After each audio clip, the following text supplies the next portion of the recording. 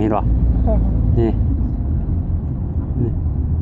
เขาก็อ่านประวัติศาสตร์นะเขาก็นี่ปะโอ้คนละจอยเขาถ่ายป่ะนะ โอ้นี่โอ้แม่นแล้วนี่ คนละจอยเขาถ่าย โอ้เขาชี้ เขาฝากเขา ต้นมะขามนี่เอามาแต่ป่าตะดงบ่ วาย คนละวันตัวนี้ฉันปลูกแล้วจะเอาต้นใหญ่ ย่อมาเลยได้เนี่ย เอาต้นใหญ่มากเขาหน่อยเพราะว่าต้องต้นมาต้นนั้น ชื่อต้นใหญ่มาตั้งเนาะ มันยังเงินอะไรของลิมิเต็ดอ่ะ คือว่าเป็นแปลนอยู่แต่ก่อนเนาะ เป็นมากี่นะจอมลงอาจารย์ไปถ่ายด้วย ใช่ไปได้ไป อันซีอันมันมีอันตำรวจเขา มีต้นมะขามต้นยังต้นนาวัดพระแก้วเอามาหอดมาถึงแล้วก็เลยถ่ายบรรยากาศให้ท่านผู้ชมได้เบิ่งนำกันบรรยากาศน้องมอม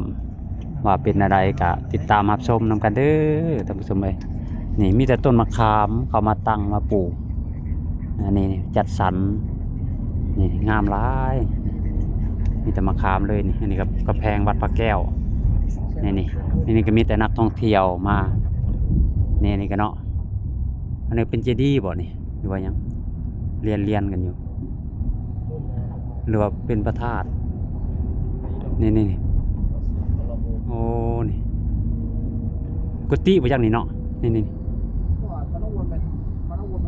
โอ้ ตัวเขาเฮ็ดใหม่นะ ป้อมสัญจรนี่ ใช่แล้วเข้าอยู่ทางฝาอธิษฐานนะ อธิษฐานยังนะ เอาอธิษฐานนี่เขาเฮ็ดใหม่นะ โอ้กำแพงเนาะชูงหรือกำแพงเนาะ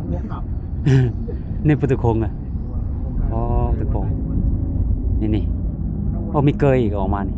ไม่ได้มีเกยเนาะ โอ้ย โอ้ว่าอันนี้ป้อมเลยนี่ป้อม และจุดจัดการเกณฑ์ ครับโอ้นี่ได้เยอะเลย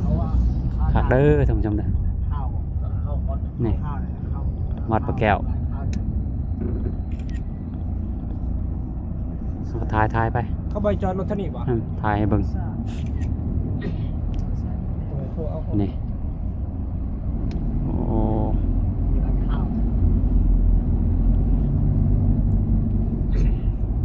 ไหลก้นกันไปนี่บ่